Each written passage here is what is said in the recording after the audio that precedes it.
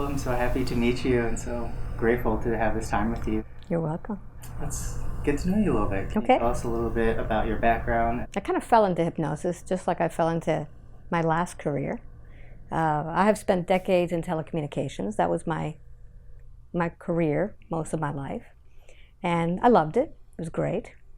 But I also enjoyed being with people. I enjoyed talking with people, you know, getting to know them. So I started doing life coaching in the evenings. But I always felt that the life coaching didn't get into the people's soul. I wanted to get inside their soul.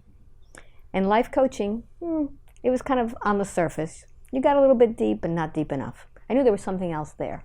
I could make some changes, but I couldn't make enough. This was not a conscious thing. It was something kind of like in the back of my head. And whenever you put an intention out there to the universe, they hear you. Now at that time, that was around 2007, around then, I was also doing automatic writing. And my guides were telling me at that time, you're going to be doing more of this coaching, but you're going to be doing face-to-face. And I said, no way.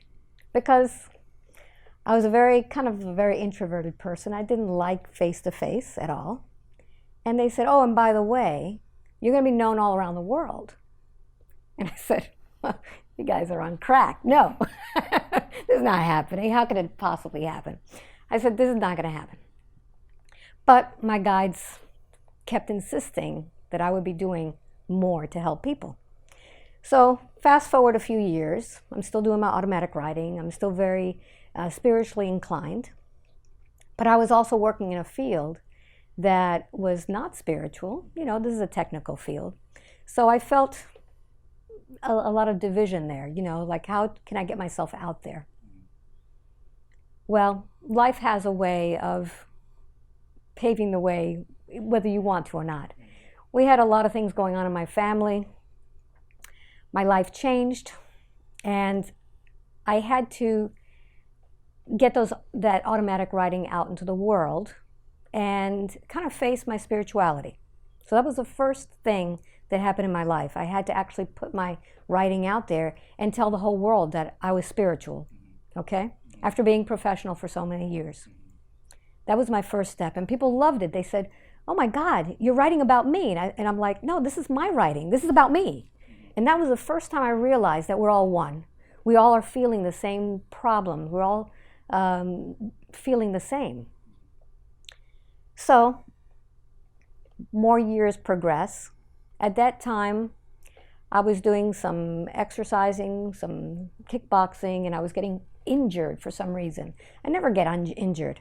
And I kept getting injured more and more. Tripped over my dogs, broke my toe, messed up my knee, messed up my wrist. I was on the couch, totally unable to function. So I'm with my iPad, and I find Dolores Cannon. What is this? You know? And I'm reading what she's, I'm reading, all about this quantum healing hypnosis technique, and I'm going, oh my God, that's the next step to coaching. She's actually getting into people's soul and able to help them. So I said, I'm taking the class, So I did the online class. And I'm not one to do anything halfway. When I'm doing something, I do it all the way. So I even had my website up before I even finished my class. I said, no, I'm doing this. I'm diving in. And I started practicing immediately. As soon as I got my little piece of paper saying I had passed my test, which wasn't an easy test, I started practicing on the weekends. And practicing. Now, the good thing about what I was doing at the time, I was working for the University of Miami, and I did all the recordings for the University of Miami. The greetings, thank you for calling the office of so-and-so, press 1, press 2. So I had spent years developing my voice already, okay? And that's why I say nothing happens by accident, because you fall into the right jobs and things are being put into place for you. I already had the voice, to start doing this. The only thing I didn't have is the manner in which to go along with what the quantum healing technique is all about. Dolores Cannon was very, very adamant about the way you speak with the client, how you conduct your session in the sort of the cadence that you do with your voice. And at first, I was terrible. Okay, I was terrible. Everybody who starts new is terrible because you don't really know. But I had some coaching from other practitioners who kind of told me, hey, you know, you're being a little bit too assertive, or you're, you know, too strong, and you need to fix that. And I started working with my voice. And I also speak Spanish. So I was not only helping the American community, but I was also doing the Hispanic community. So I was like able to also practice what I was doing in Spanish. So what happened, and why I mention that, is because I have a colleague who we both went to class together. His name is Antonio Sangio.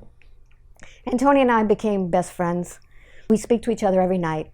We coach each other. And he said, Alba, there's this guy who is in Colombia. His name is Aurelio Meijia, who does hypnosis too. Why don't you watch his videos?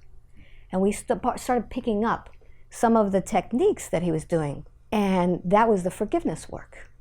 Does he actually show his technique in the video? Yeah, he does it, but his is a clinical. Yeah. He's a clinical hypnotherapist, so he gets into a lot of phobias, a lot of issues with people. Okay. That's not the type of work I like to get into. That's why I call my work the journey of, you know, the spiritual awakening. And so we started watching him, and we started seeing how he was doing the techniques. But I realized that in order for me to do what I did, I had to become a hypnotherapist. In my state of Florida, you need to become a hypnotherapist in order to do therapy. And this is what Aurelio Meijia was doing. So I became, it took me, you know, over a year of classes to become a hypnotherapist. And I was incorporating not only the techniques that Dolores Cannon was teaching me, or taught me, but also Aurelio Meijia's work of forgiveness, of entity releasement work, and also the work that I was learning from my hypnotherapy school. So I was incorporating that. Plus, when I do these sessions, I put myself into a hypnotic state myself. So I'm channeling my higher self. So I'm basically on autopilot. This stuff is just coming through me. So I don't know what I'm going to say next. It just happens. So using all of these techniques, plus my own guides taking me on my journey, this is how I developed my technique.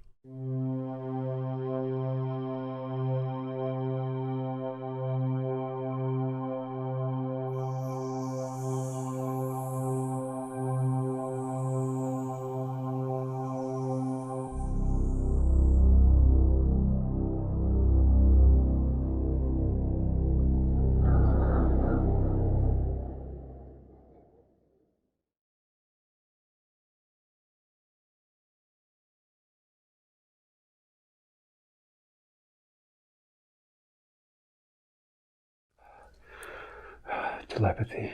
It's like they're secretly doing it. How does it feel to receive that? I like it. I like it a lot. Yeah, I'm grateful that they do that. And they kind of like do it under the table without like our commanders knowing. Like if they get to us, we can eventually one day get to the rest of us, or the rest of the reptilians. Let them know that we're just being controlled. That we're just being used. And we're capable of so much more. So what are you learning from these reptilians? Love. They're teaching me love. They're teaching you. The amphibious people teach you love? Yeah. They have no reason to. All we do is take. They're just so generous. Giving us light, love. How is that affecting you, Earl? Oh, it's changing me. I feel it. I feel the vibrations inside me. makes me dislike being a reptile even more. It's not necessarily being reptilian that's bad, it's that we don't know how to change. We don't, it's born into us. Mm-hmm. We're born this way. Mm-hmm. We don't know any better. So now as you feel this love coming through you, how does that feel? Oh, it's so amazing. Feel it. I do. I feel it through my whole body. Mm-hmm. Absorb it. Oh. Make it yours. Feel that love. Oh, it's so amazing. Mm-hmm. They're such good things. They're so positive. I have so much to give. So much love. So much to share. But all we want is weapons. All we want is the stupid technology when they could show us so much more, but we just want crap. We want crap.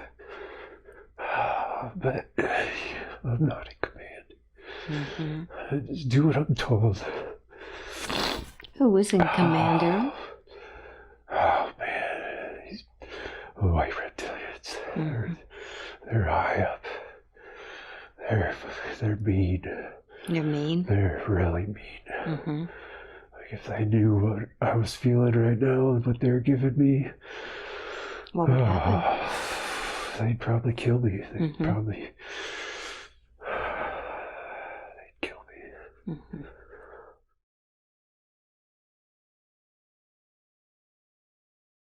In a normal past life regression, you may go from, like in QHHT, the normal way that you do a QHHT session, for example, is you land in a place. We don't know where we're going to land, okay? And we go usually to, we look at our clothing. What are you wearing? What do you look like? You usually start that because in past life regressions, that's what you have to do. You have to get yourself acclimated with your body. Then you move on. What are you doing? Where are you? You look around, okay? I'm in a place that has big buildings, and so you start describing the place. Then you may close that scene and you go now to maybe the place where you live. Describe the place where you live. You can kind of get the person's social status from that. You can find out if they're living by themselves with others. You may then take them to a meal, to where they're eating something. Well, what are you eating with? Are you eating with pewter plates? Are you eating with your hands? Do you have wooden spoons? Is there anybody sitting around the table with you? Okay? So you kind of get a little bit more. Then you may take them to where they work or what do they spend their time doing. So there is a way that QHHT takes you through a past life regression. After that, you take them to the last day of their life. Then you move on perhaps to a next life. Okay? So that's a normal QHHT session. And after that, you may go 1, 2, 3 lives like that. And then we call in what Dolores Cannon called the subconscious. Now, she said that word. In hypnotherapy, subconscious means something else. But I call it the higher self. You call in the higher self. There's a protocol as to how you call in the higher self, asking for permission. And then the higher self answers the questions that the person brings. Now, the higher self is you. There's nobody else in the room here, okay? Many people, when they go to a QHHT session and they're not explained this, may find themselves sitting there waiting for someone to take over their body and start talking for them. That's not what it's like, okay? You're not a puppet. No one's going to move your mouth for you. So what I tell all of my clients is it's the first thing that pops into your mind. And you channel your higher self all the time, especially when you give advice. But each and every one of my sessions is different. So I can't tell you this is the protocol that I do. It's what my higher self and the gang, of guides and angels that I have, that's what they decide is going to happen today. So I don't know how my sessions are going to go. I can't tell you this is how I do it. How your session, and just talk about your process and your practice. the way that I do my practice now, I have such a wide audience now because my YouTube videos are out there. So this is very similar to the QHHT process, but it's really what most hypnotherapists do. Find out a little bit about your life, what's going on, who are the players, because I don't want to be caught not knowing who somebody is when you start talking about them. You know, you may be in a past life or something, and I'll say, you know, take a look at somebody's eyes and tell me who they are. Oh, it's Joey. Who's Joey? Okay. So we talk a little bit just to find out who the players are and what they mean to you. Okay. Joey may be your favorite nephew who means a lot to you. Well, maybe Joey was your son in another life, and that's why you have that connection. So we get the players, we get a little bit of background information, you know, who they are, and then we go over the questions that they bring. I limit people to 20 questions. Less is more because I get to play more if I have less questions. So we go over the questions, why they're asking them, okay? And then I get an idea of what we're going to ask. Then I spend a long time talking about hypnosis, okay? What is hypnosis? What do you think hypnosis is? Okay? Everybody has a different idea. People, when they see somebody in hypnosis, they think they're sleeping. They're not sleeping. When you're in hypnosis, you're completely alert and conscious all the time. You know what's going on inside the room. You know what's going on outside the room. If there's people mowing the lawns, you could hear it. You're not asleep. In fact, sometimes you're hyper alert. I've had people hear things that are on the other side of the wall that you can't hear when they're talking with me, right? So I explain to them what hypnosis is. You're conscious, you're alert. It's not mind programming, so you would never say or do anything that you wouldn't normally do, okay? In fact, you could censor. You don't always have to tell me what you see in your imagination, okay? More control than you think. You have more, it's like you and I, Billy, are going to go to the movies today, okay? We haven't seen the trailer, and I'm blind. Right. So I'm going to sit next to you and go, so what's going on? Totally. Well, there's a cowboy on the screen. Okay, what's he doing? Oh my God, there's Indians coming.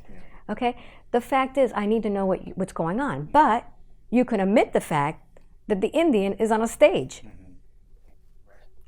which makes it completely different.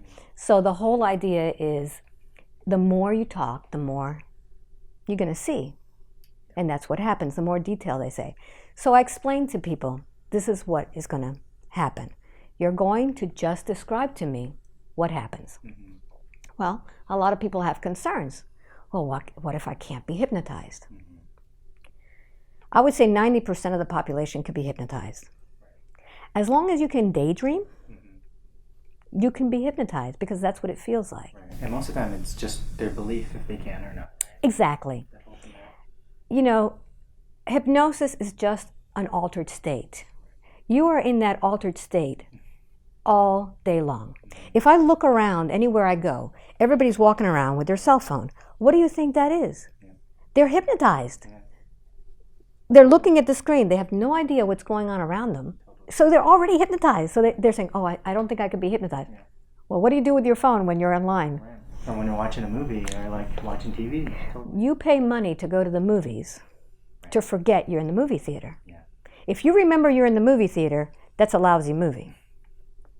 Right? If it's a captivating movie, you're going to feel the emotions, you're going to cry, you're going to laugh, you're going to feel what's going on. It's like hypnosis.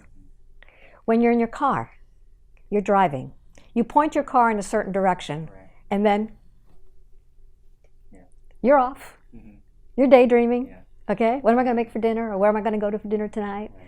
You know? And the scary thing is when you know this, you look around, you go, everybody else is in that state. Same thing, We're all on autopilot. So that's what hypnosis feels like. You're daydreaming. So what I do, is we do some warm-up exercises before I even have them lie down on the couch.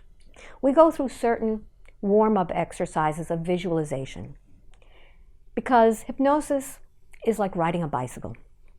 the first time you've ever ridden a bicycle, it was hard. You don't know how to balance. But the moment you learn how to balance, you got it. You'll never forget. Hypnosis is the same way. The first time you're hypnotized, which is what happened to you, I believe, I'm not sure. I don't know what's supposed to happen, right? It feels pretty similar to daydreaming. Yeah, is this really happening? Is it real? But once you understand what hypnosis is, what this altered state is, every time you go in and out of hypnosis, you go even deeper, faster. So now every time you go to get a session yourself, fast. Yeah, we have like a word, and it just happens now. Yeah, because you're putting yourself into hypnosis. So when we do all of these practice exercises, I just tell people, you're going to put yourself into hypnosis. I'm not. And we do a little visualization exercise just so that I can get myself also in sync with them. Because I've got to calm myself down. When I speak with my clients, I'm speaking to them like this, really fast. So I have to calm myself down in order to get into that state too. And then we're both flowing together. And then whatever happens is going to happen. When the veil is lifted,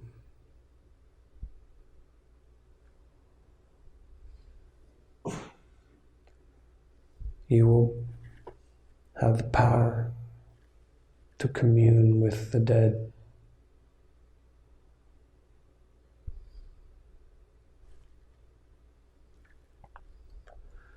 They will be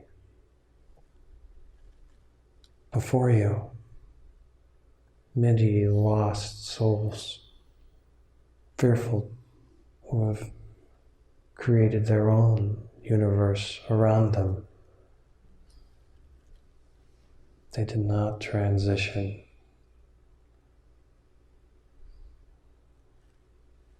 And you will be frightened. And your first inclination will be to wrap yourself in fear. For some, the sense of security will be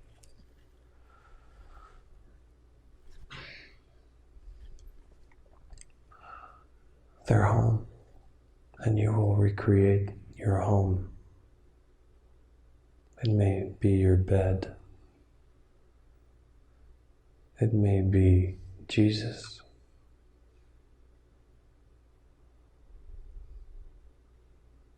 You will have the ability to manifest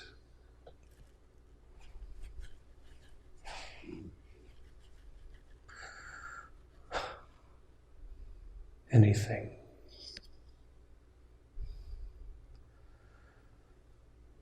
Many will be suicidal to this new ability to manifest. That is why now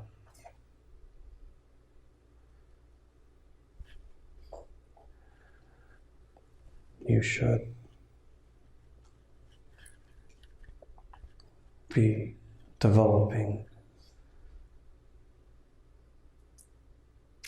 your potential to connect and commune with the divine. When the veil is lifted,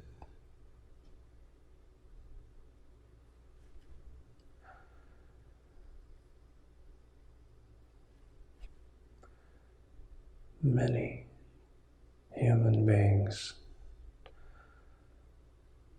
will be shouting. They will all wait until the last possible moment, and they will be praying in unison. And at that moment,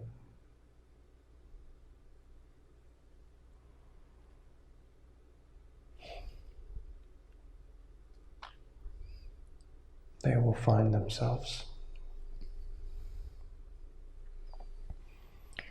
So there is hope. Humanity is on the brink.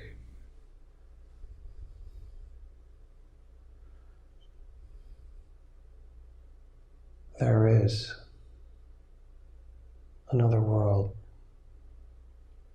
that depends on you now. Just as there is a group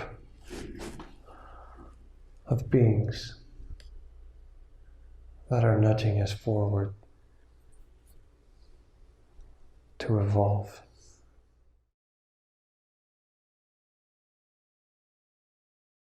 I call it the spiritual journey of forgiveness, because what's holding a lot of people back is not forgiving yourself or others. When you don't forgive others, you're holding this stuff in your body, in your soul.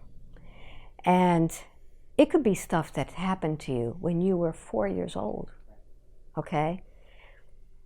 You could have been in a school play and somebody laughed at you because you forgot your lines. And now for the rest of your life, you wonder, am I going to foul things up when I start talking? Okay? Not because you remember the play, but because you couldn't forgive yourself for that. So we dive into that. That's hypnotherapy. Okay? This is not QHHT. Okay? We're now doing therapy. Most of that does not come out of my videos. Okay? Because whenever we go through some hypnotherapy, I edit that out because it's very personal, okay? So we do therapy to go in there and release some of that pain, and we do some role changes and things that are done in hypnotherapy, and we assist them with that. But there's more about forgiveness, and that is usually when they have done something themselves to others. Perhaps someone who's already died, okay? I didn't talk to my mom, or I wasn't there for my mom when she died, and I'm holding this terrible guilt, okay? So that's when we get the mom to come in. Yeah, that's beautiful, because it's like dealing with things in the past, in the moment, and so they can kind of like release and move forward. And you also, the stuff you post is also about like going past, like in past lives, other situations where you bring in other like players and characters as well. Yeah, because sometimes there are issues in past lives.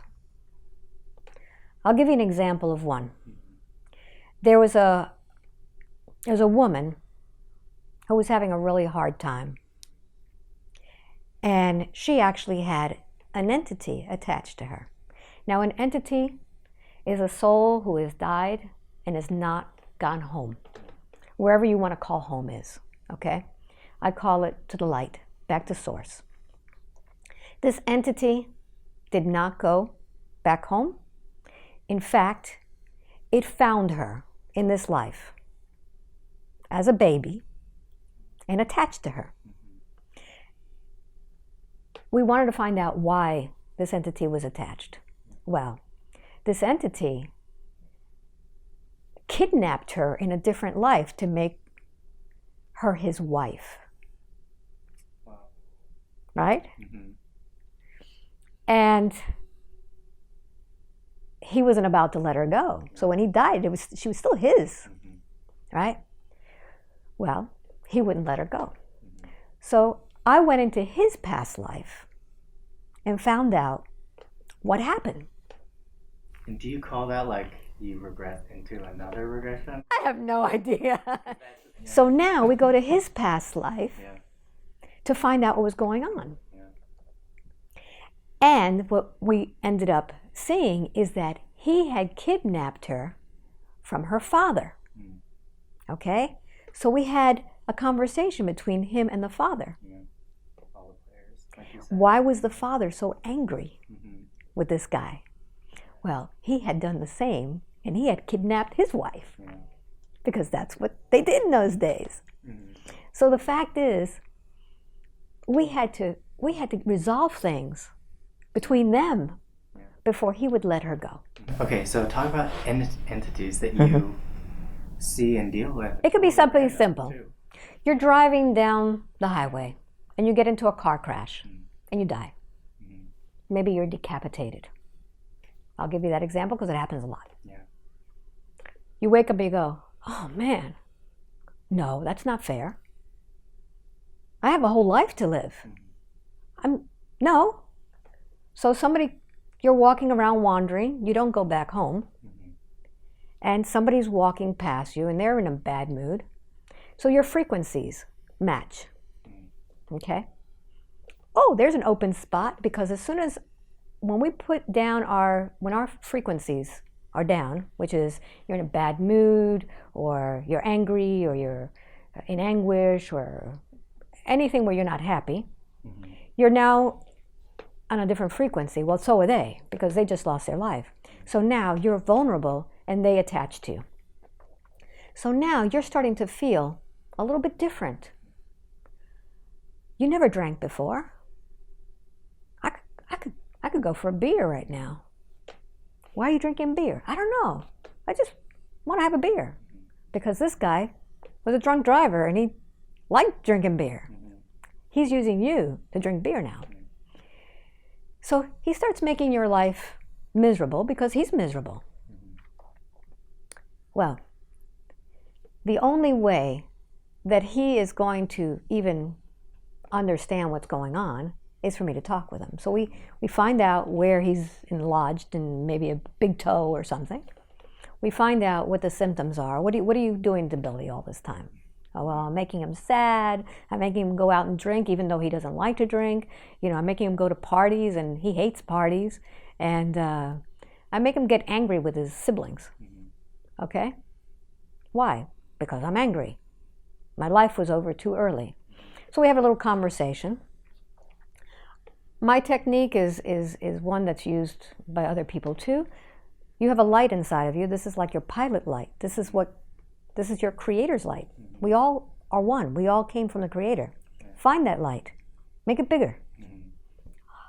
That feels good. Yeah, make it even bigger. That feels really good. Now their frequencies don't go together. I mean, you don't need to be there anymore. They know that now they could go home. Okay? In my practice, I use archangels. I have Archangel Michael standing by. He's my go-to guy. I say, take his hand, he's going to take you right over there. We don't want him straying anywhere. Okay? You don't need to go with archangels. You can go right into that light, but that's the way I do it. Okay? And then we fill that space with light. Okay?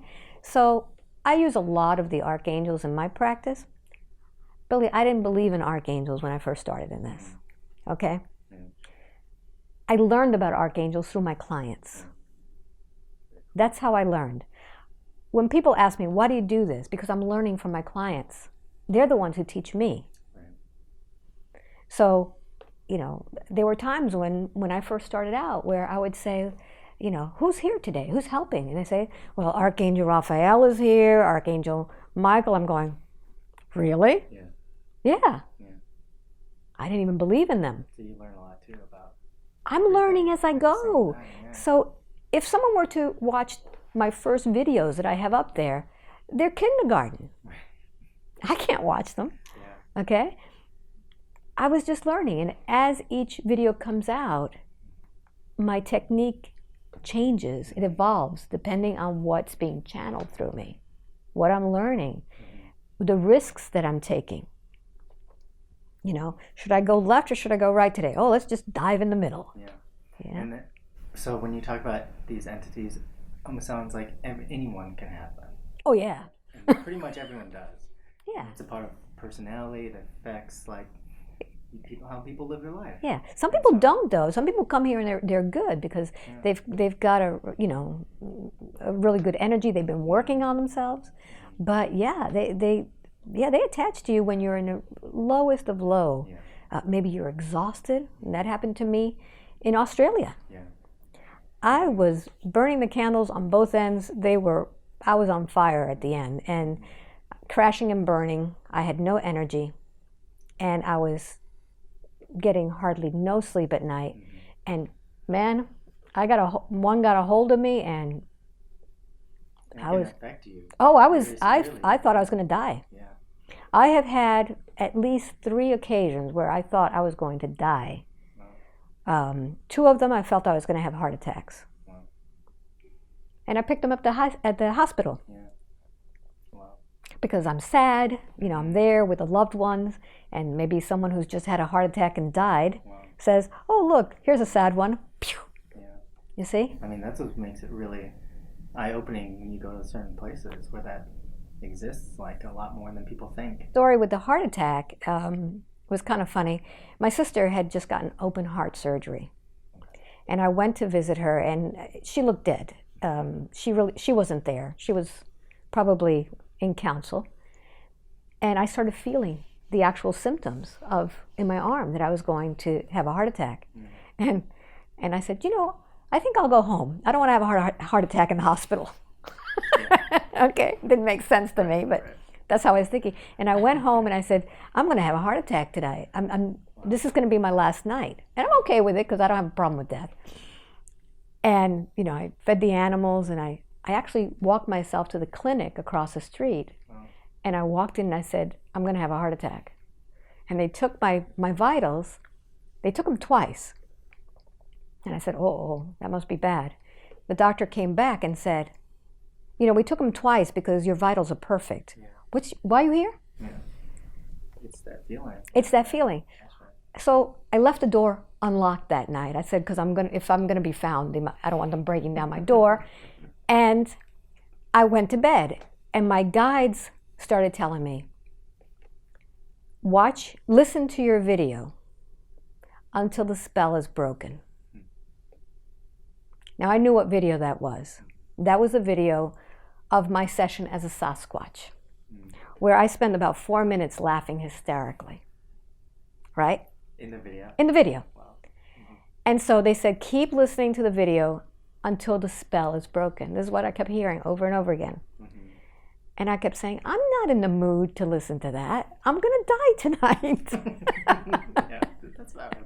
And they said, keep listening to the video. And I started listening to it, and I started laughing and laughing and laughing. Yeah. And then I said, okay, I'm going to go to sleep now. In the morning, I felt great. Because your vibration's higher? My vibration changed. So then does that entity then have to leave? Well, because you're no fun. Yeah. You're not a match. You've switched your radio station. Mm-hmm. So when people ask me, how do I get rid of these entities? Yeah. Well, have a blast. Live in bliss. Have fun. Go out in nature. Mm-hmm. Do what you love to do. Laugh, sing, dance. Raise your vibration.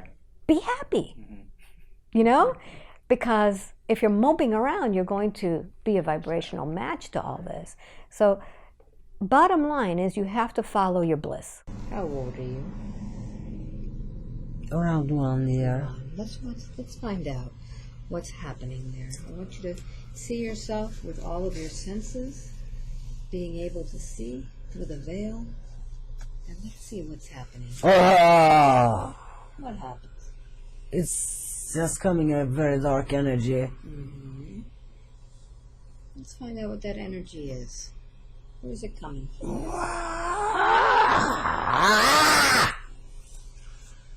Are you the dark energy? It seems to me you're not very happy. Well, we can help you if you're not very happy. Would you like me to help you today? Yes. Okay. Well, you don't have to yell. I could hear you. What's bothering you so much? What hurts you so much? I'm burning. You're burning. I'm burning. Okay, I'm going to throw some ice on top of you. Feel the ice all over you. Feel that ice. Feel the ice. Feel that beautiful ice all over you. There you go. Do you feel that sensation of ice? Yeah. Now we can talk. Now we can talk. Yes. Are you male or female?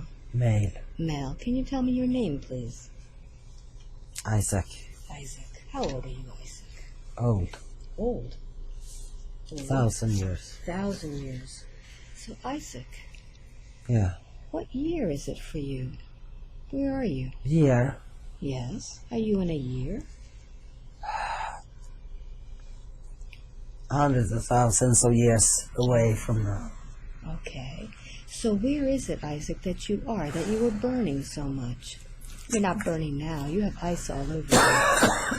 What's going on, Isaac? I have smoke in my lungs and I have smoke in my throat. Let's find out. I'm going to touch your shoulder, Isaac, and you'll feel better. Feel that? You'll be feeling better, Isaac. There you go. Isaac, why do you have this burning and this smoke in your lungs? What's happened to you? I was locked into in a mountain or something, and Was this like a volcano? Or was it fire? Yeah, it might be that. What happened to you, Isaac? Did the volcano or something burn? I was locked in there by someone? Entities. Let's find out. Let's find out a little bit about that, Isaac. Tell me the story. What happened to you? I was the good guy. Yes. I was the good guy. Uh-huh. Yeah. You can tell me about it. What were you doing? I was healing a planet. You were healing the planet. Where did you come from, Isaac? I came from Source. I was sent to heal the planet. Yes. And there came intruders that wanted to rob the planet from minerals, I think. Yes.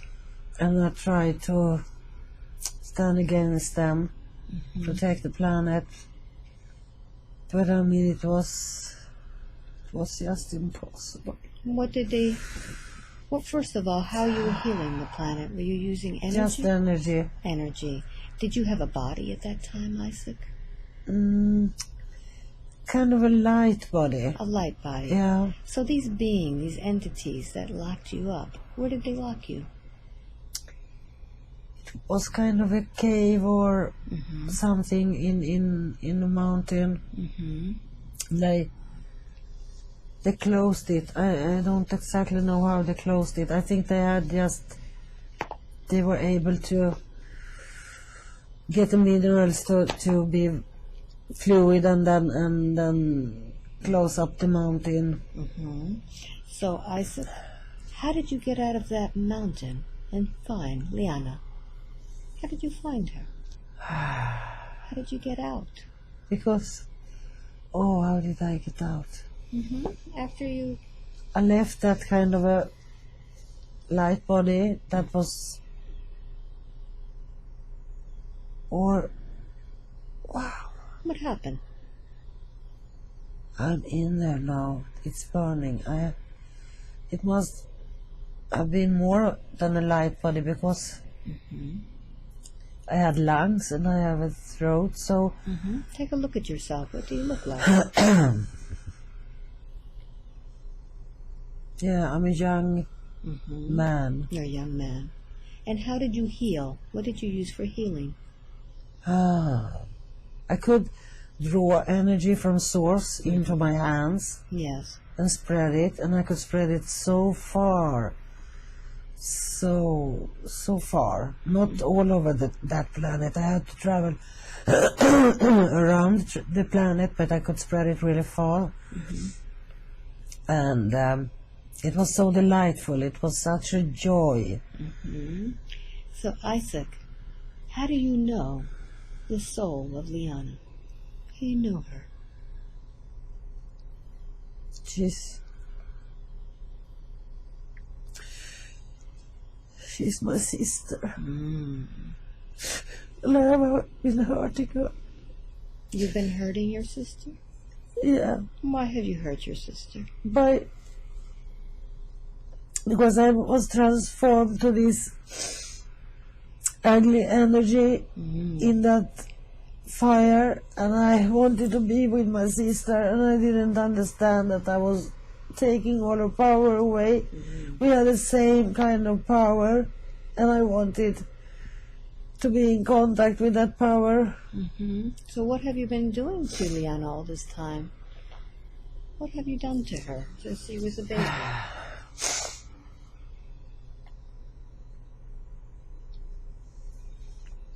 I didn't understand that I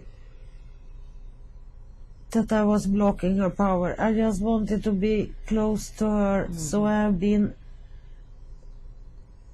with her, and with my darkness and bitterness, and I blocked her because I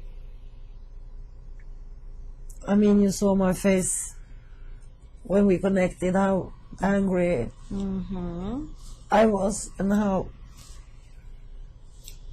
But you're not really that person, are you?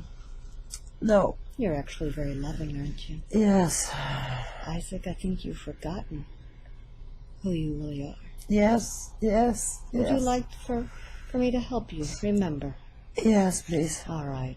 So, Isaac, inside of you, there's a little spark of light. This is the light of Source. Connect with that light again. And let's make that light shine bright. And feel it getting as big as your whole body. How does that feel to be connected again? Acknowledging Source once again. How does that feel, Isaac? Feels so good. Keep making it bigger and bigger. Make yourself as big as a star. Feel your power. Feel that love, the connection directly from Source. Yes. Now, Isaac, do we need to be attached to your sister anymore? No. No. No. So what would you like to tell Liana about what you've been doing to her all these years, making her angry? I'm sorry. I didn't realize, I didn't understand what I was doing. I just wanted to be with you. Just wanted to feel your light.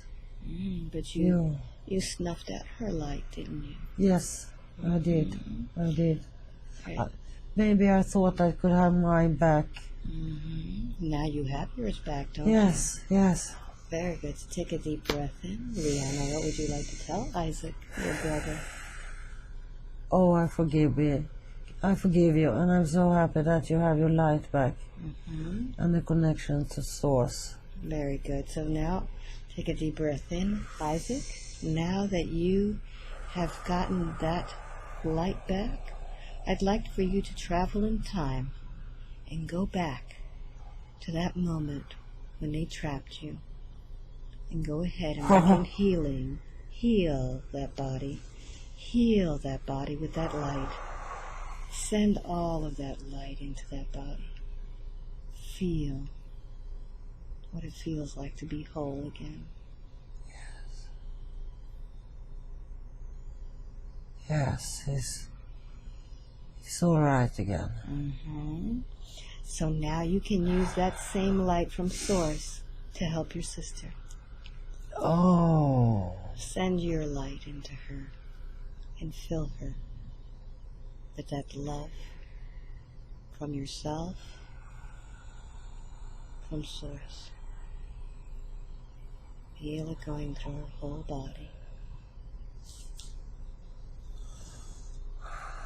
What does it feel like to be able to finally have your powers back and give her hers?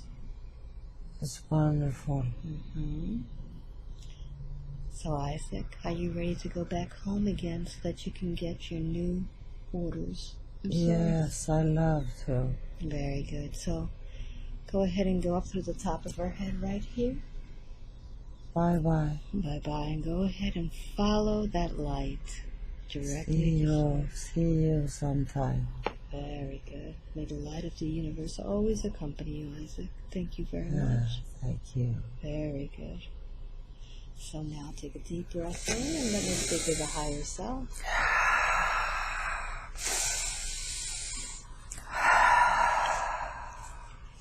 So now that we have discovered that Isaac was there taking her powers. How do you see the life of Leon now?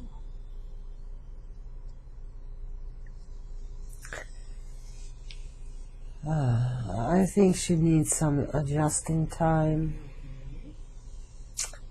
and it could be some separation feelings and some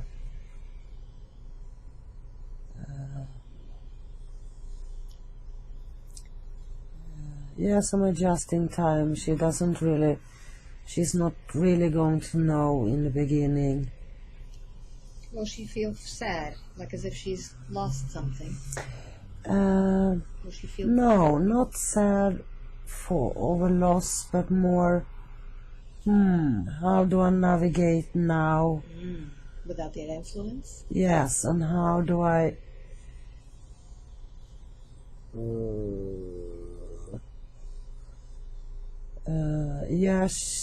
probably she will feel like kind of a new person that doesn't really know who she is.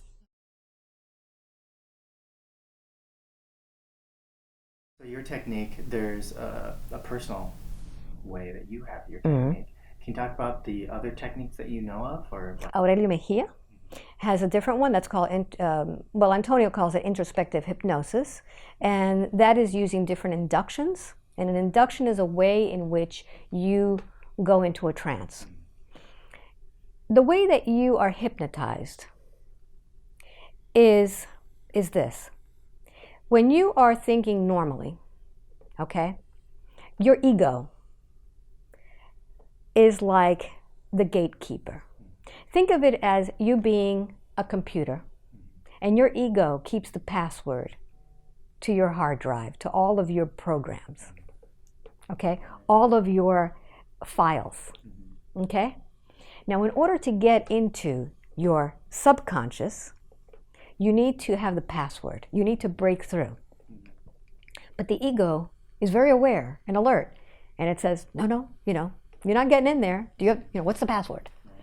So an induction will go past that gatekeeper and take you into the subconscious. There's many different ways of inducing hypnosis. There is just talking, where you can actually just talk a person into hypnosis. There's watch the watch, because your eyes will be following this. You can do the finger. I mean, there's many, many, many different ways of focusing your attention away from the ego so that you can get into your hard drive. You understand? Yeah, I love that. So once you get into there, and there's many different ways, and I do many different ones. Aurelio Meijia has a certain method which is taking you back to memories. And I do that too on many of them. When people say, I can't see anything, I'll say, okay, well, let's go back to a memory. Okay?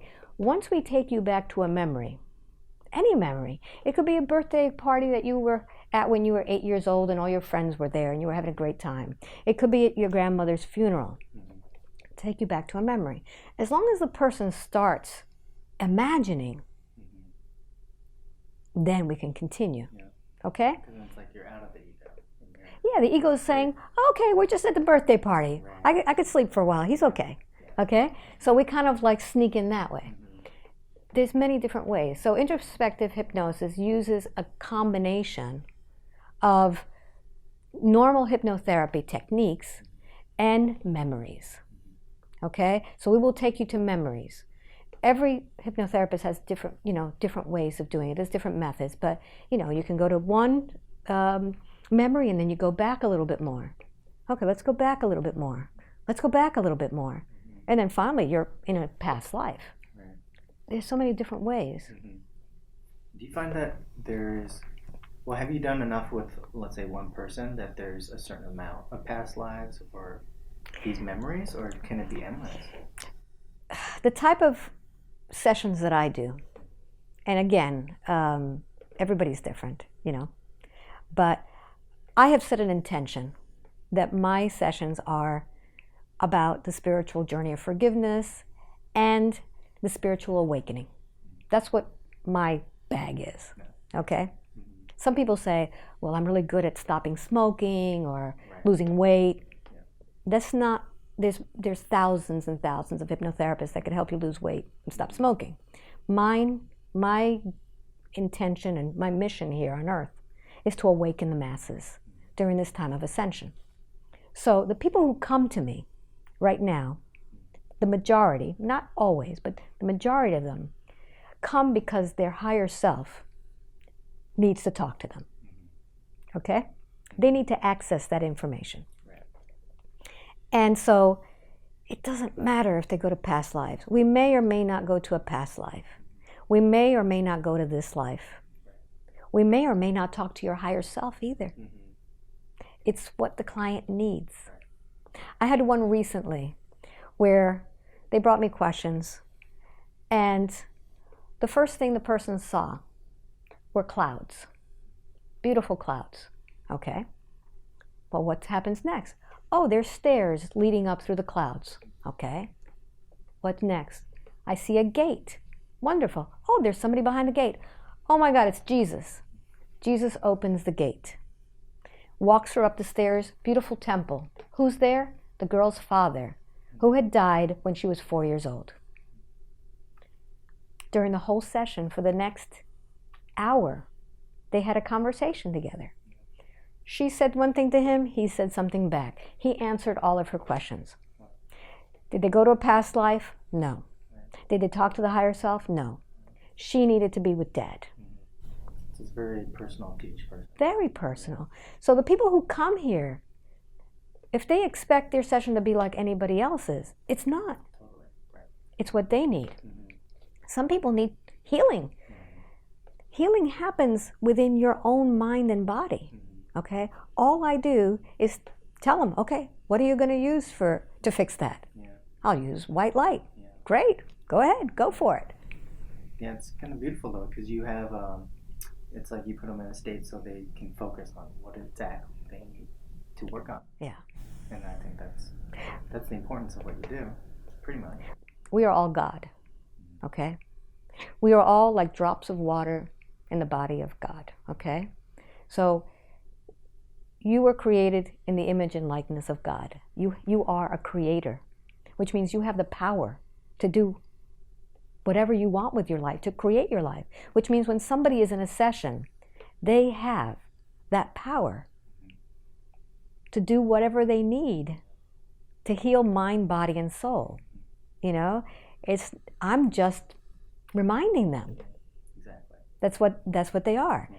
And when you as a facilitator for this type of session understand that and honor that in a person, it makes all the difference. Right. When you understand that this session is about them taking care of themselves and get yourself out of the way, miracles happen to them. You know? So that's the beauty of it. Yeah. And do you feel that since you're doing this, there's part of you that's like, this is what you've always wanted to do? Is there something deeper now? You know, in the last few sessions, I've been hearing that things are going to be changing.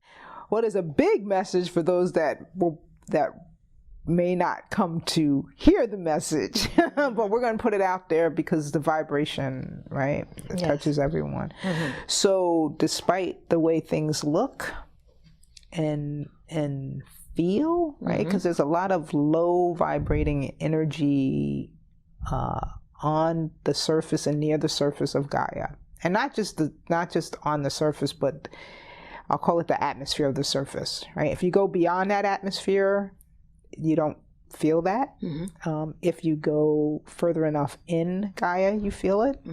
Mm-hmm. But it is coming to an end. Mm-hmm. Now, those of you on Earth wanted to. Well, I'm going to change what I'm saying. I'm going to express it in a different way. It's already ended. Mm-hmm. It just has yet to manifest in your physical world, but it's already done, right? Mm-hmm. The Bible there's a quote in the Bible that says, something along the lines of faith is the substance of things hoped for and the evidence of things unseen. Right? So in the manifestation, so light workers, part of your mission is to grow the faith. It's not just about vibration.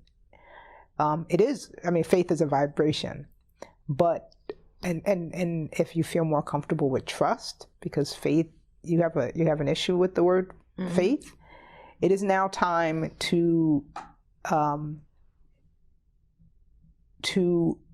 let go of the attachment to some words and to delve deeper into the truth of those words, so that you can go deeper in I'll say trusting, but in the faithing. Because, right, a lot of light workers are saying, why hasn't it happened? We're tired. Oh man, we're tired. It hasn't happened yet. We're trying to make this happen. Is it really ever going to happen? It's already happened. So now it's a matter of just, hey, you know what? It's already happened. Right? In our loving ourselves will help to expand our own consciousness. And as we do that inner work, not just that outer work, but really that inner work, and not the inner work you think you have to do, it's really getting comfortable with truth. Getting comfortable with truth.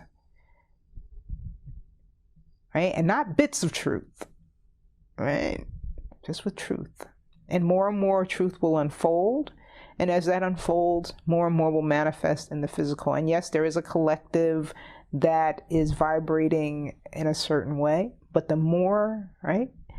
It's not just the outward work anymore.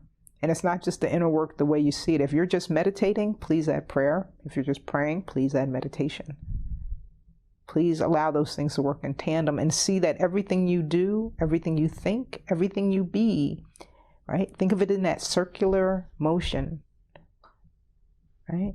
And think of it as the wave in the ocean, right? I think Eric Butterworth said that God is in you like water is in a wave. Get comfortable with the word God. It's okay. Right? You don't have to use it, but be okay with it. Heck, you can call it tiddlywinks. All right? So in that being, your vibration will extend and expand 1,000-fold, and it will have even more of a, we'll call, positive impact on many. And as you continue to do this, not only will you quote unquote ascend, but you will help more of those that are stuck in that lower vibration remove their feet from the quicksand, remove their feet from the mud and the muck, and they too will elevate. And you will also help Gaia do what it's going to do anyway. It's just, Gaia could be gone, right? She's waiting for y'all, okay? That's the bottom line. And she's doing this out of love, right? And you're getting a lot of help. You already know that, right? So not only continue to do what you do, but just up-level it.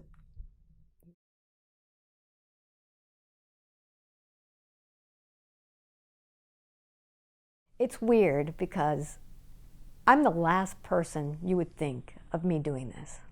Really? Last person. Okay. No one would ever, all my school friends would understand this because they grew up with me. Yeah. I was the shyest, most introverted kid there was, okay? The worst insult for me as a child was when I would go places with my parents, they would say, go play with the kids. That killed me because I didn't like playing with the kids. I didn't like kids.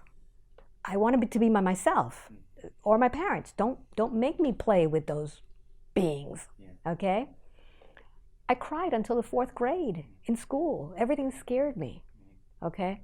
So doing this, meeting people, helping people like this, was the last thing that I had in my mind that I'd be able that I would be doing. But it makes sense, because how would I be able to empathize with people had I not walked that path of being in so much pain, of being so introverted, painfully introverted?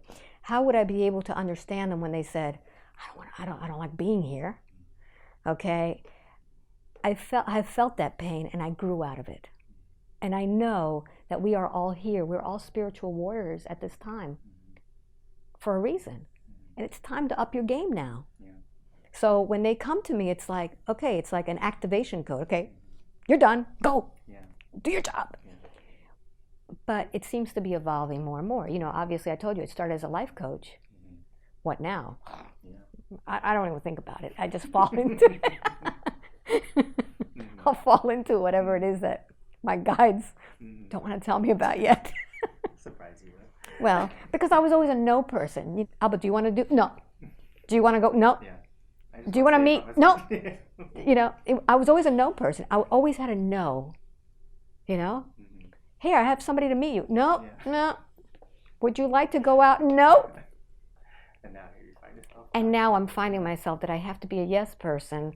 I'm having to travel. I'm having to do things that are breaking through that fear of anything. Right.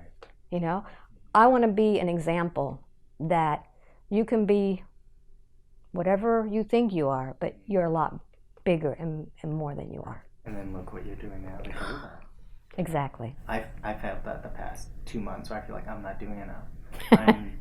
Or I could be doing more. Yeah. And so I feel like there is more energy that's pushing me, guiding me to like meet you and have the time to sit and do this. Yeah. And so, like, do you want to talk more about that? Yeah. For the last few years, and it's getting faster and faster, there is an urgency. You know I came here to do something. I know I have an important mission to do, but I'm running out of time here, and you haven't given me my orders yet. You know, I forgot, or I lost my paper. So people are feeling lost, like they're saying, there's something happening, and I know I have to be a part of it, but what am I supposed to be doing? What's my purpose? I'm just sitting here doing nothing. What am I supposed to do? I know it's important. So at this time, it seems, and this is what's coming out of my sessions, Gaia, which is the Earth, is ascending to a different frequency, okay? She's already done it. It's already happened, okay? But there was a call out there saying she needs help with this. The people on Earth are not getting it. They need to raise their vibration. So we need to call all of you folks out there who have already got it. And let's go to Gaia, let's go to Earth, because the only way we can do that is being born there, okay? And you guys know that you just have to be there. You just have to be there, okay? So everybody knew what they were supposed to do before they came here. They knew they just had to be here to hold the light, okay? It's like your camera equipment. What is the tripod supposed to be doing? Just hold the light. Well, that's all I have to do? Just hold the light.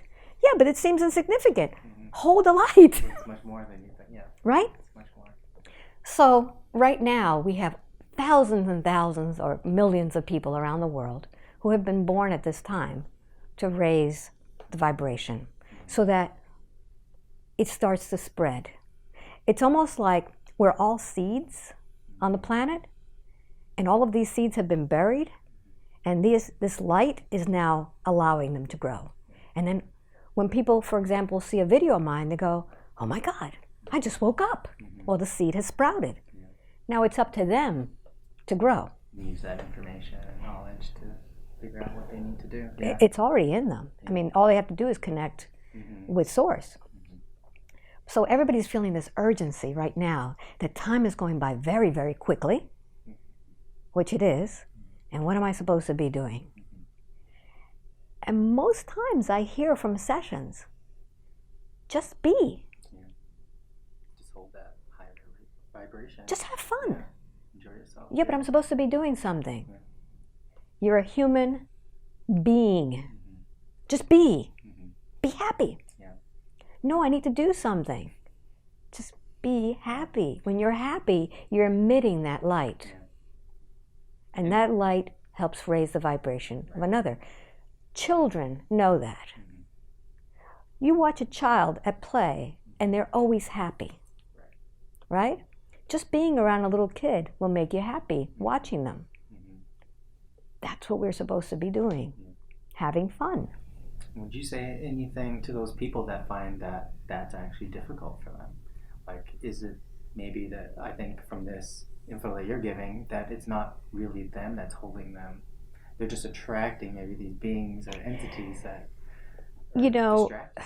It could be, but the more you live in fear and the more you dwell on your past, for example, it's going to hold you there. A lot of people can't get out of their hole because they're not living in the moment. Okay? Children live in the moment. They could care less about what happened yesterday or tomorrow.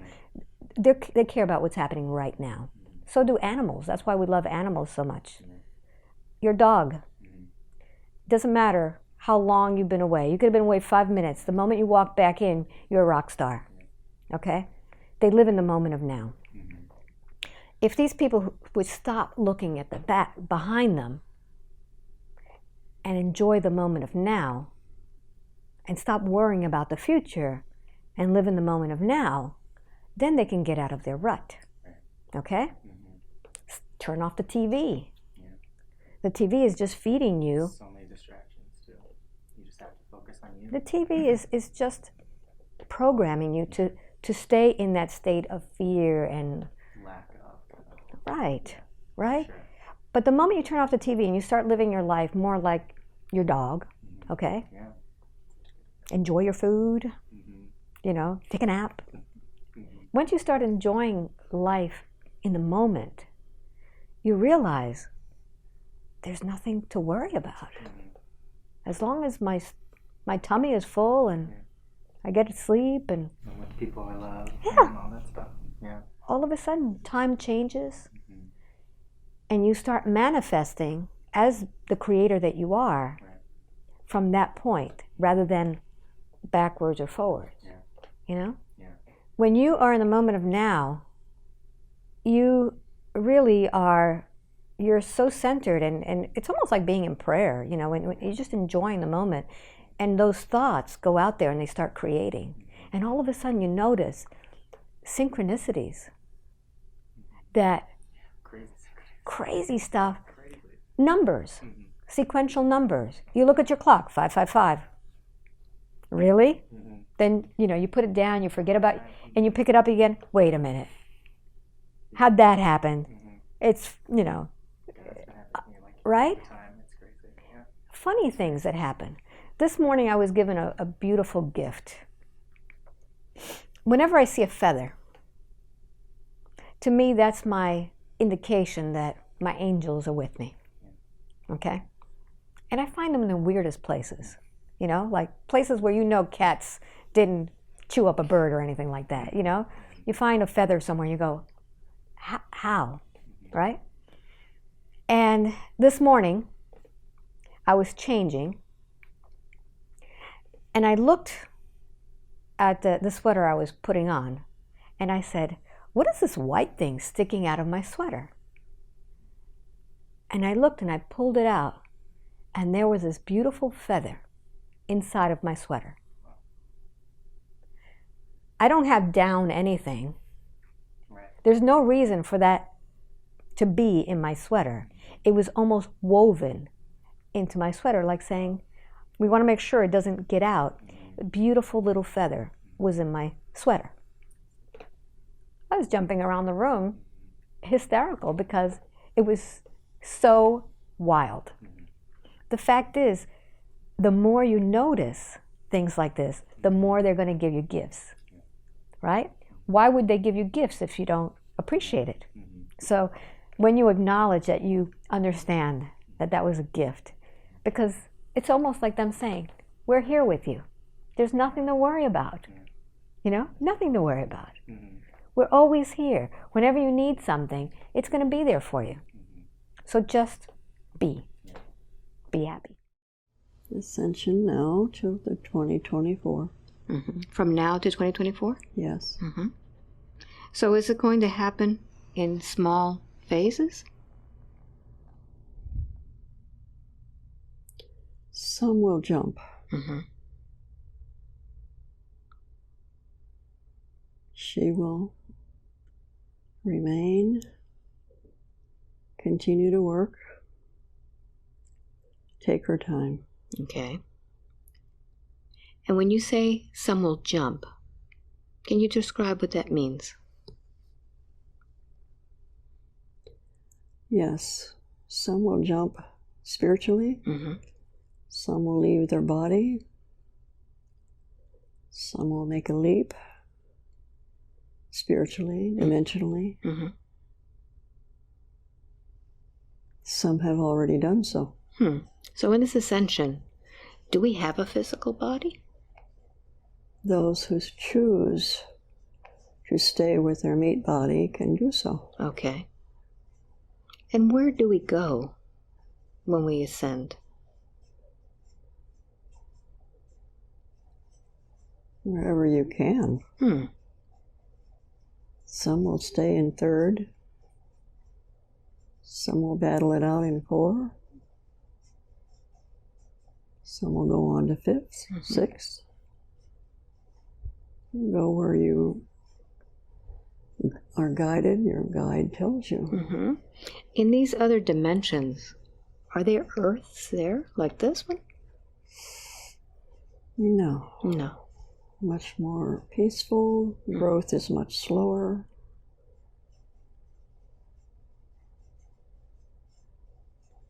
Takes longer lessons, longer, much longer.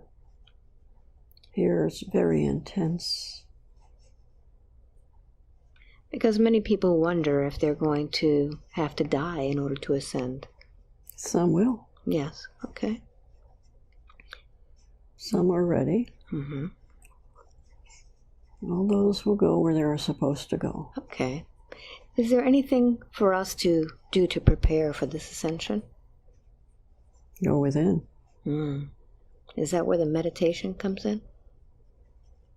Yes, you have to open your heart.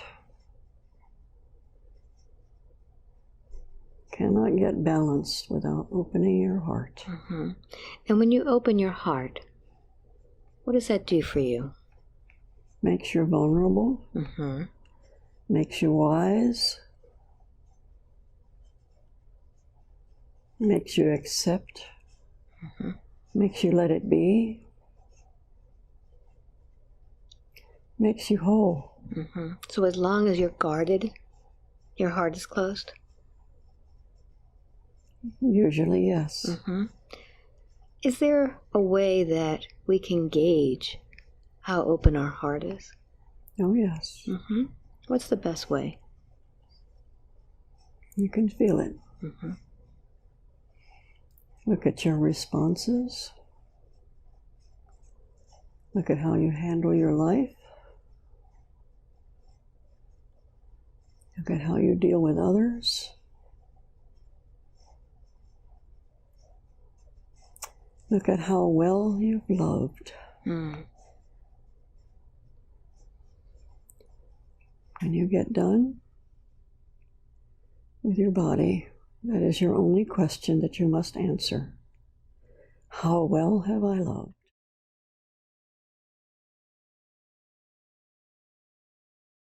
And I just want to talk about a little bit more in the videos that you post. Yeah.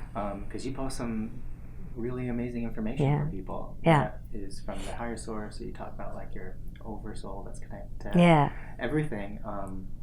How does that information, when you put it out, how are people receiving it? What do you think that?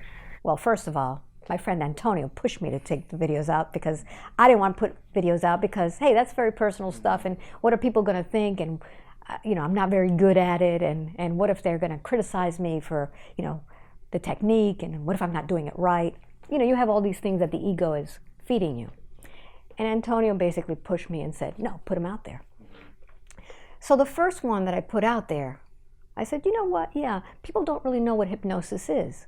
So I took my Sasquatch video, okay? The one that, it was a past life regression that was done on me, my first past life regression, which was really goofy and crazy because I was in shock that I saw myself as a 7-foot, huge Bigfoot. So that was the first one I put out there. It wasn't a video, but it was an audio, which I put pictures to it. So I put that out there, and people really reacted to it positively. The reason I put it out there was because I wanted them to know what a session could be like if they've never had a session. So that was the reason. And Aurelio Meijia puts out like thousands of videos. So people, before they come to him, already know his method. And it's nice for you to already know what your hypnotist is like before you go to them.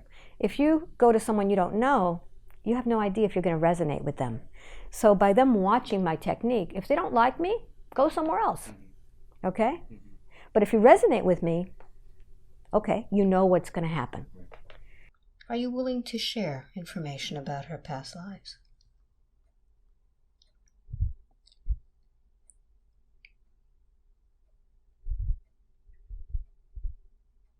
Yes. She wanted to know which past lives she's had that most relate to her current life and her use of the light language. Can you show her a picture in her mind of this life? Yes.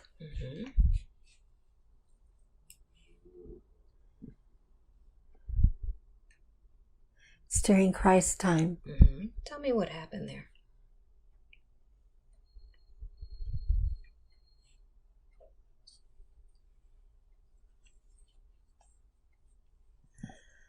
It's very dusty. It's the buildings are like sand, like sandstone. They all have like rounded arches. The street is narrow. People are crying. They're very upset. What's happening? It's Jesus. What's happened?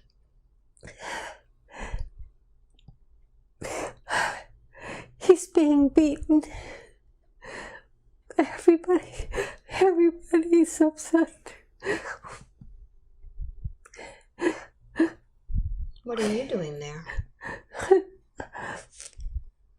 I'm with his mom. What is your name there?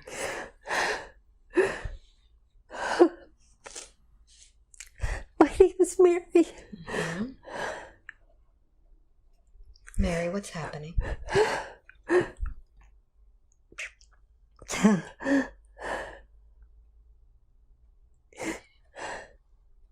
They're going to crucify my son.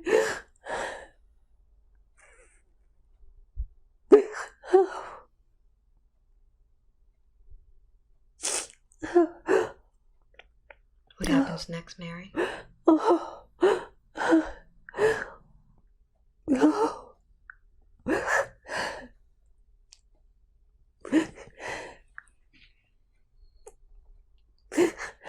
They didn't tell me.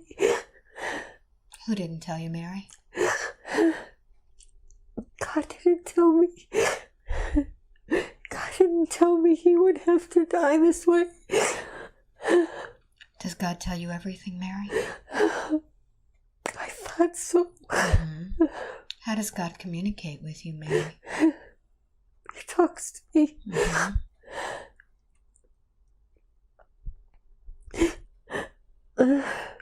So how do you feel now that he didn't tell you this? I understand.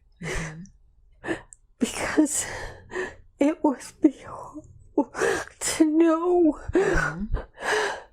No mother wants to know that in advance, do they? No.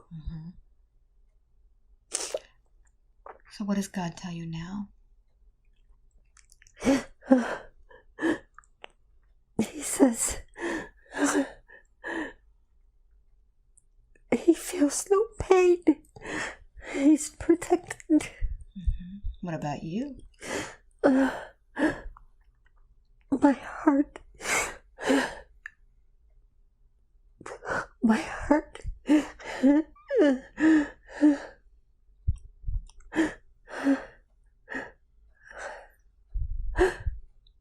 What happens next? He tells me he's not going to die. Mm-hmm. He's not going to die. He's coming back. Mm-hmm. How does that make you feel?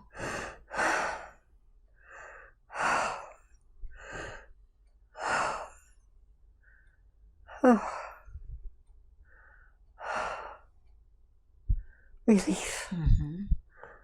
Relief. How does God tell you this? I hear him. Mm-hmm. What else does he tell you? He wants me to know that my son's soul was created for this. His soul was created for this. Yes. Mm-hmm. That it was a path he chose. It doesn't make it any easier for you. No. But he's gonna live. God tells me that he will live forever. Mm-hmm. In the hearts of man, far beyond anyone's understanding at this time. What is your role in this, Mary? How is it that God chose you to be his mother, to endure this? I was favored. Mm. I chose love. I lived a life of love. So as I started putting out these videos, I wasn't putting them out for information, like, look, you know, look what I can do. Messenger or something. No. It was basically like, this is an experience that people have. Yeah. It was really show and tell. Mm-hmm. It wasn't for a purpose other than saying, this is what a hypnosis session feels like. So my sessions are basically eavesdropping sessions. Okay? I don't put the session out in any way for the pleasure of my audience. I don't put it out there for them to, it's not for them to experience. My session is about me and my client. The questions that are asked are between me and my client. So is the experience. If they happen to be watching, okay. But I'm not telling them what to think. I'm not telling them how to respond. They are just experiencing what I'm experiencing.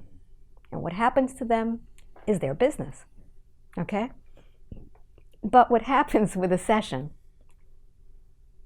is we record it, and this is something that Dolores Cannon was adamant about.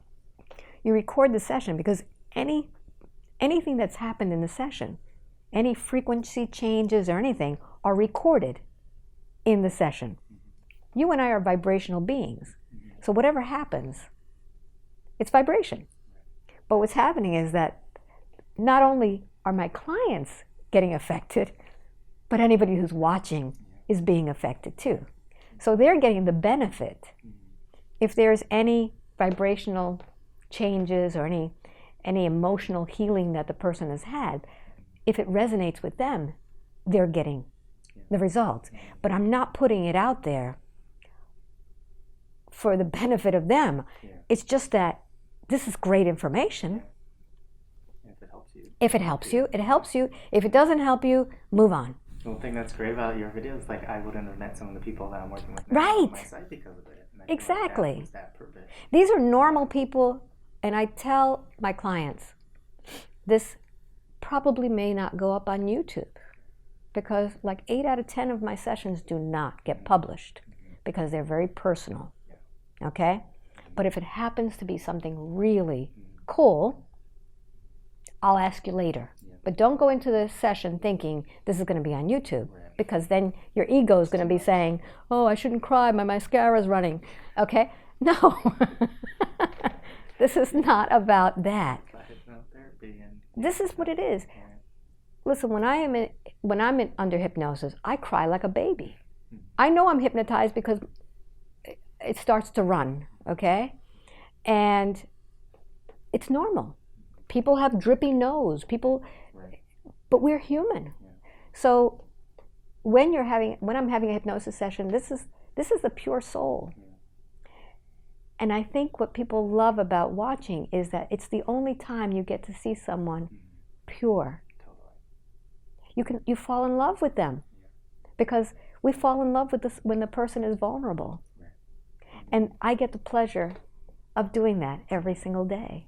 I get to have an intimate, few hours with my client every day. It's a beautiful experience, soul to soul. So going back to my original life coaching, this is beautiful because I get inside there. I see them as a soul.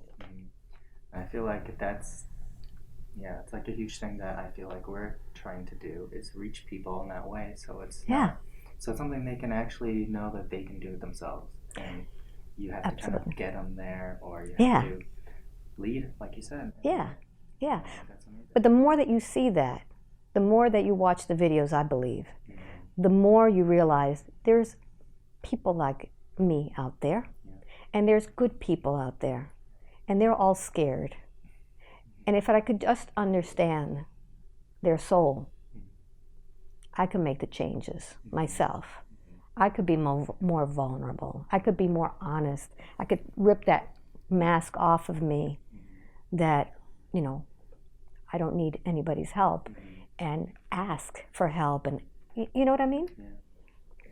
So I think that's what the videos are doing, is it's allowing people to eavesdrop on a very personal moment of vulnerability and understand how vulnerable everybody is. It's very true. And it's so cool because you also attach the spiritual part of it that I feel like is very helpful for people that also want that extra feeling, like you said, like your soul, but also connecting to so much more than that. I think that's what makes yours so unique and so powerful, because you get the healing and like you said, the pureness of it, but then you hear the spiritual part of it and you're just like, oh my God, I resonate to everything, because it's so much bigger than... Because we are all spiritual beings, all of us. All of us are spirits walking around in this body, okay? And your higher self, your guides, your angels, have been guiding you your whole life to this moment that you are in the moment of now. And they're cheering you on, they're pushing you, and they're pushing you. And when you get it, oh my God, it's like... It's undescribable. It's undescribable, But it's so powerful and real and deep, It's very, very deep. And you don't have to... You don't have to do much to get there. Just be. That's very true. The cool thing is that the more you use your imagination, the more you create. Because we create from our imagination. So isn't that great that thousands of people, when they're watching these videos, are now becoming better creators? Now that's what I've been learning. It's like your thoughts are the power that we... That's like our biggest power. And that's why... And that's what's being suppressed from us. Yeah, that's why you realize that. That's why we're force-fed thoughts that aren't positive. Right. And lack of. And right. then once you realize it, it's like, you can experience the complete opposite of that. Right. And that's what's super... That's what's great. That's why books were so powerful before. That's why audiobooks are also powerful. But when you're fed stuff as to what they want you to think it looks like, then you can't use your imagination. It's very simple. Life is supposed to be simple. It's not supposed to be complicated.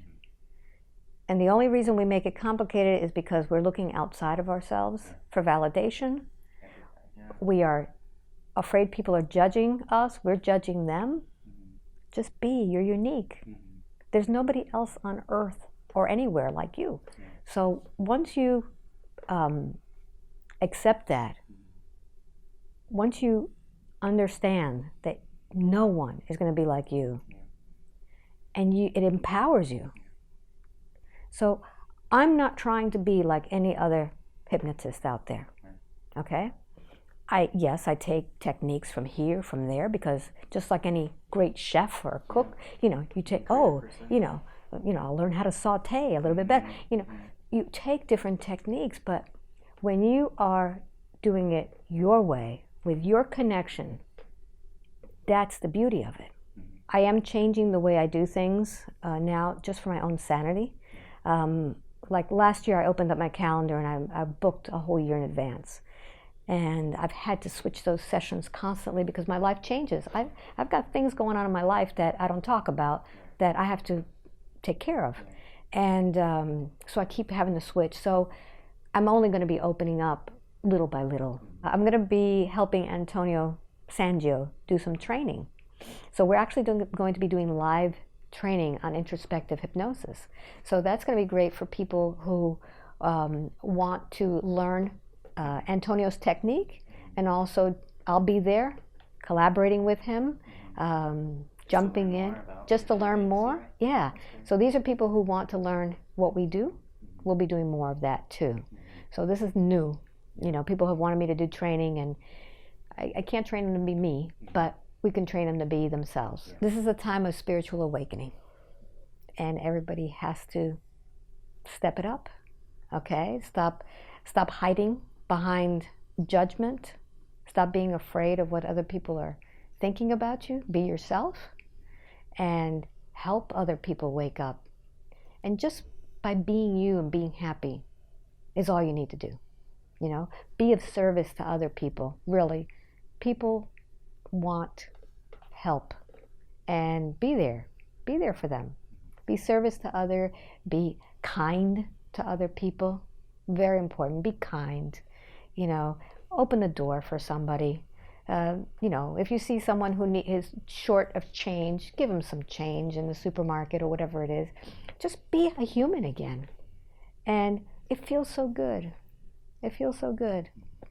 So that's really all it is. Just be kinder to yourself. Eat well, sleep well, enjoy your life. There's nothing for us to do but to be happy. Shine your light.